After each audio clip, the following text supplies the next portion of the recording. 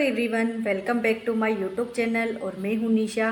और आज की वीडियो में हम बात करेंगे प्रेगनेंसी के अंदर जब सर्दी जुकाम हो जाता है तो हमें क्या करना चाहिए और क्या नहीं करना चाहिए। क्योंकि जब प्रेगनेंसी का फर्स्ट ट्राइमेस्टर चल रहा होता है तो सर्दी जुकाम हो जाता है तो क्या होता है कि हमें ज़्यादा मेडिसिन नहीं लेनी चाहिए। तो आज मैं उसी के लिए आपको कुछ सबसे पहले फर्स्ट नंबर पे हम बात करते हैं कि जब सर्दी जुकाम हो जाए तो प्रेग्नेंट लेडी को उस समय सबसे ज़्यादा रेस्ट करना है। क्योंकि रेस्ट करने से क्या होगा, वैसे भी उसका इम्यूनिटी पावर जुकाम होने की वजह से कम हो जाता है, तो उसको प्रॉपर रेस्ट करना है ताकि उसको बॉडी को ज़्यादा इफेक्ट ना हो। रेस्ट करेगी तो वो जल्दी ही रिकवर हो जाएगी। वैसे भी सर्दी जुकाम के जो लक्षण होते हैं 3 से 4 दिन तक ही ज़्यादा संक्रामक होते हैं, उसके बाद में वायरस धीरे धीरे ख़त्म होने लग जाता है। उस 6 से 7 दिन में सर्दी जुकाम के लक्षण एकदम जो साइन सिम्टम होते हैं वो ख़त्म हो जाते हैं। तो सबसे ज़्यादा हमें रेस्ट करना है।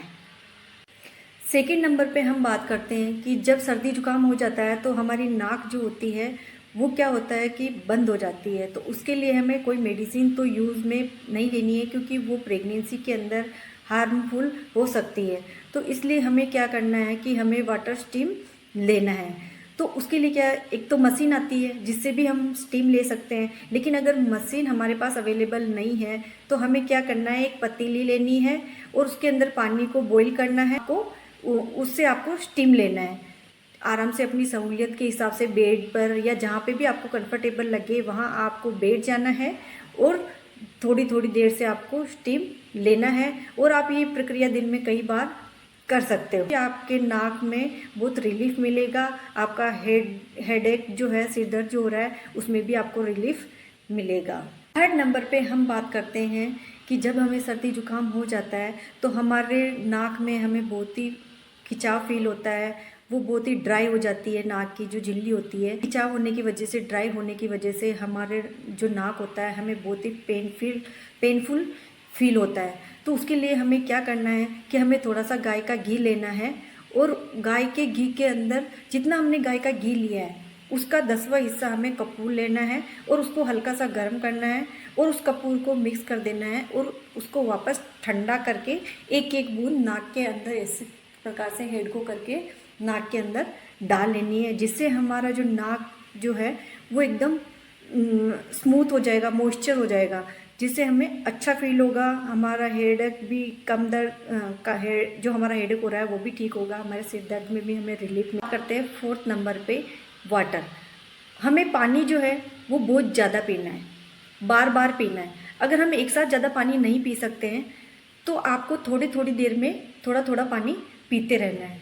और आप इसमें ORS का इस्तेमाल भी कर सकते हैं, जिससे आपके पानी की कमी पूरी हो जाएगी।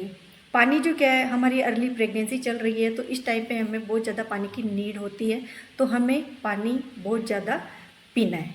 अब हम बात करते हैं कि सर्दी जुकाम होने पे हमें क्या नहीं करना है। तो सबसे पहले नहाना। तो हम नहाने को स्किप कर सकते हैं, 1-2 दिन नहीं नहाएंगे तो कोई फ़र्क नहीं पड़ेगा। हाइजीन हमें मेंटेन करके रखना है। हम जानते हैं कि हम प्रेग्नेंट हैं तो हम जब भी बाहर से कहीं से भी आते हैं तो हमें हैंड वॉश करना है।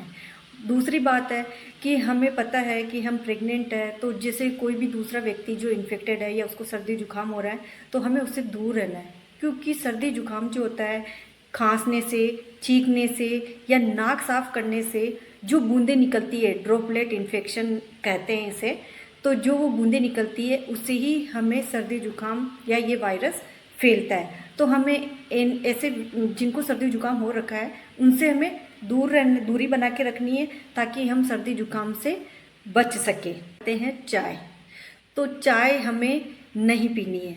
देखो, सर्दी जुकाम है तो हमें ऐसा लगता है कि सर्दी जुकाम है तो चाय पीने से, काढ़ा पीने से हमारा सर्दी जुकाम ठीक हो जाएगा। तो ये बहुत ही गर्म होती है, इसलिए हमें इन गर्म चीज़ों का इस्तेमाल नहीं करना है। क्योंकि चाय में क्या होता है, कैफीन होता है जो हमारे लिए सही नहीं है। और हम प्रेग्नेंट हैं इसलिए हमें चाय भी स्किप करनी है, हमें चाय या काढ़ा नहीं। अब अगर आपको इन सब चीज़ों के करने के बावजूद भी सर्दी जुकाम में कोई भी रिलीफ या कोई भी आराम नहीं मिल रहा है तो आप अपने गायनिक डॉक्टर से कंसल्ट कीजिए, क्योंकि वो आपको देखते ही आपको मेडिसिन सजेस्ट कर देगा।